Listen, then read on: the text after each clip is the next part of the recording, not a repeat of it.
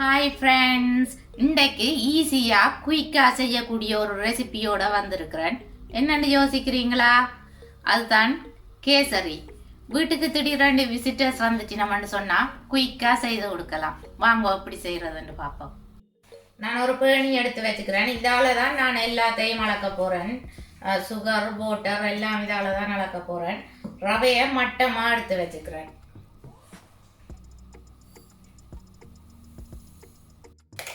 Sugar எடுக்கிறேன். சுகரையும் இந்த கப்பிலேயே மட்டமாக தான் எடுக்கணும்.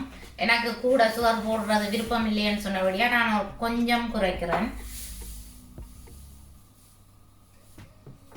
சுகர் இவ்வளவு குறைச்சிருக்கிறேன்.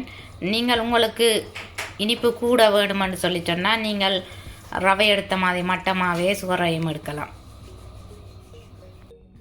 25 கிராம் காஜு, 10 கிராம் முந்திரிய வத்தல். முந்திரிய வத்தல் உங்களுக்கு வேணுமென்னு சொல்லி சொன்னால் நீங்கள் கூடவும் ஆட் பண்ணலாம். கேசரி பவுடர், தண்ணி எடுக்கணும். தண்ணி வந்து இந்த பேணியாலேயே 1.5 பேணி தண்ணி எடுக்க போகிறேன். 1 பேணி மில்க் ஆட் பண்ண போகிறேன். மில்க் ஆட் பண்ணினா கேசரி கூட டேஸ்டாக இருக்கும். 50 கிராம் நெய் ஆட் பண்ண போகிறேன். நீங்கள் விருப்பம் என்று சொல்லி சொன்னால் மாயரின் அல்லது பட்டரும் ஆட் பண்ணலாம்.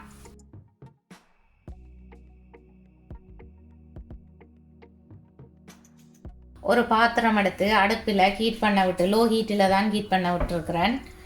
1 டீஸ்பூன் நெய் ஆட் பண்ணியிருக்கிறேன். கஜுவை பொரிச்செடுக்க போகிறேன். நெய் உருகினா பிறகு கஜு ஆட் பண்ண போகிறேன். கஜு நல்ல பொன்னிறமாக வருந்தனைக்கும் பொரிச்செடுக்கணும்.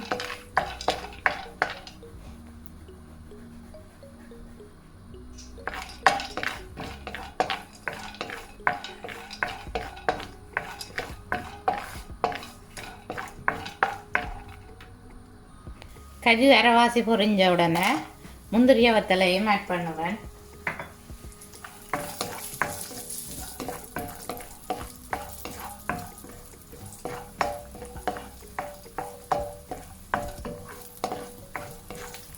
கஜுவும் இப்படி பொன்னிறமாக பொரிஞ்சு வரணும். இங்கே முந்திரிய வத்தலை பார்த்தீங்களன்னு சொன்னால் இப்படி ஊதி இருக்கும். இனி நான் வடிச்செடுக்க போகிறேன்.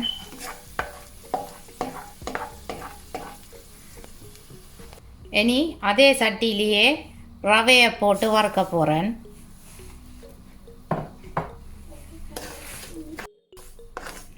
ரவையை நல்லா வறுத்தெடுக்கணும். அடுப்பை வந்து மீடியம் ஹீட்டுக்கும் லோ ஹீட்டுக்கும் இடையில ஹீட் பண்ணுங்க. ரவை வறுவட்டுட்டுதுன்னா உங்களுக்கு இப்படி கிளறதுக்கு ஈஸியாக இருக்கும். ரவை வறுவட்டுதுன்னா முறுமுறண்டு இருக்கு. இனி நான் இறக்க போகிறேன். அடுப்பில் ஒரு பாத்திரத்தை ஹீட் பண்ண வச்சு 1.5 பேணி தண்ணி ஆட் பண்ணுறேன். 1 பேணி மில்க் ஆட் பண்ணுறேன். 1/4 டீஸ்பூன் சால்ட் ஆட் பண்ணுறேன். 1/4 டீஸ்பூன் கேசரி பவுடர் ஆட் பண்ணுறேன். எனக்கு கலக்க போகிறேன். கேசரி பவுடருக்கு பதிலாக நீங்கள் வந்து ஃபுட் கலரிங்கும் ஆட் பண்ணலாம். ஆனால் கேசரி பவுடர் வாசம் கொஞ்சம் கூடவாக இருக்கும். ரெண்டுக்கும் டிஃப்ரெண்ட் இருக்குது, ஃபுட் கலரிங்குக்கும் கேசரி பவுடருக்கும். இப்படியே கொதிக்க விடணும்.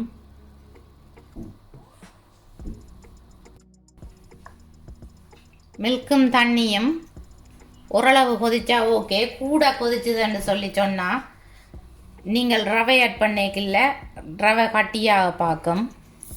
இனி கொஞ்சம் கொஞ்சமாக ரவை ஆட் பண்ண போகிறேன்.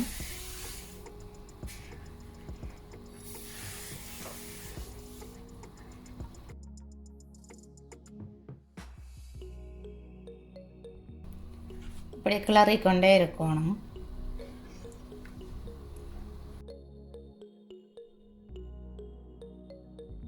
பார்த்தீங்களன்னு சொன்னால் ரவை வந்து அவிஞ்சிட்டுது. இந்த திக்காக வந்துட்டுது. இப்படி திக்காக வந்த பிறகு இனி நான் சுகர் ஆட் பண்ண போகிறேன்.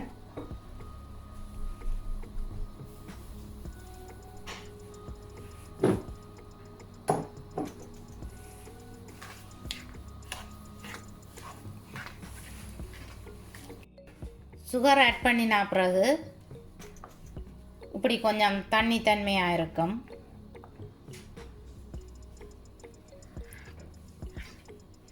அடுப்பு வந்து லோ ஹீட்டில் வச்சுருந்தீங்களா தான் நல்லதாக அடிப்பிடிக்க பார்க்கும்.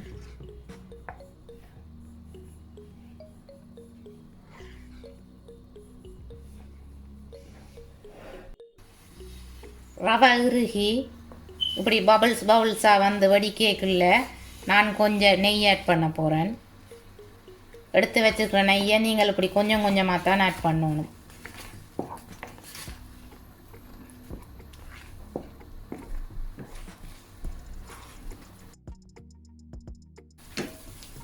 நான்ஸ்டிக் பாத்திரம்னு சொல்லி சொன்னால் தான் அடியில் ஒட்டாமல் நல்லா வரும். ரவை திக்கான பிறகு பொரிச்சு வச்சுக்கிற கஜுவையும் ஏலக்காய் பவுடரையும் ஆட் பண்ணுறேன். இனி நல்லா கிளறி விடணும்.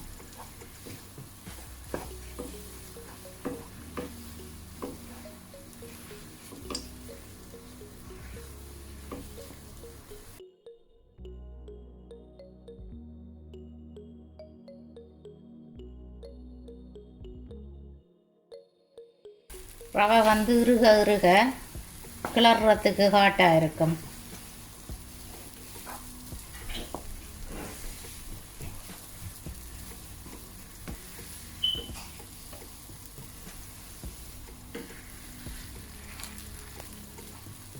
கேசரிக்காய் பார்த்தீங்களன்னு சொல்லி சொன்னால் இப்படி கிளற கடைசி நேரம் இப்படி நல்லா உருண்டு வரணும். நீங்கள் பார்த்தீங்களென்றாலே வித்தியாசம் தெரியும். இங்கே இப்படி நல்லா உருண்டு வருது.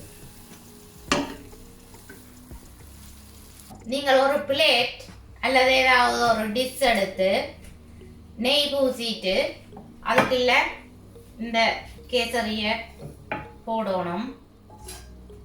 நான் கிரீஸ் ப்ரூஃப் பேப்பரால் பரவுறேன். உண்மையிலேயே வாழை இலையால் பரவுறது தான் நல்லது. வாழை இலைக்கு ஓயிலை பூசிட்டு அதால் அப்படி அமர்த்தி பெறவோணும். பெறவிட்டேன்.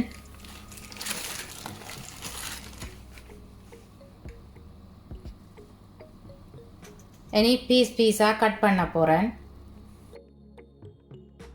கத்திக்கும் நெய் பூசுங்கோ, அப்படி என்ன ஒட்டாது. 2 டிசைனில் செய்து வச்சுக்கிறேன். ஒன்று டயமண்ட் மாதிரி கட் பண்ணி வச்சுக்கிறேன், மற்றது ஸ்பூனால் இப்படி செய்து வச்சுக்கிறேன். இந்த ஸ்பூனால் தான் செய்தேன் நான். நீங்கள் உங்களுக்கு விருப்பமான ஷேப்பில் செய்து சர்வ் பண்ணலாம். So beautiful, delicious, super. கேசரியை நீங்களும் செய்து பாருங்கோ, எப்படி வந்தேன்னு சொல்லி எனக்கு கமெண்ட் போடுங்கோ. எங்களோட வீடியோஸை பார்த்ததுக்கு நன்றி. எங்களோட வீடியோஸ் உங்களுக்கு பிடிச்சிருந்தா லைக் பண்ணுங்கோ, ஷேர் பண்ணுங்கோ, கமெண்ட் பண்ணுங்கோ. எங்களோட புது வீடியோஸை பார்க்க ப்ளீஸ் மறக்காமல் எங்களோட சேனலை சப்ஸ்கிரைப் பண்ணுங்கோ. தேங்க்யூ, பாய்.